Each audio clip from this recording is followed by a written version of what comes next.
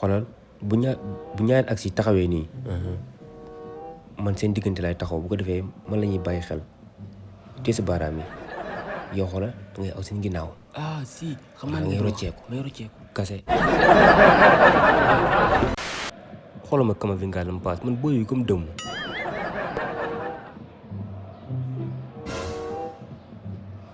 yaa ngi gis ñi ni ñuy joué lii yëpp waxoon naa leen ko jeu bi si Toni Kroos la Casemiro si lii yëpp waxoon naa leen ko yow tamit kër raw la ku la def loolu changement maa ngi def changement waxuma dara.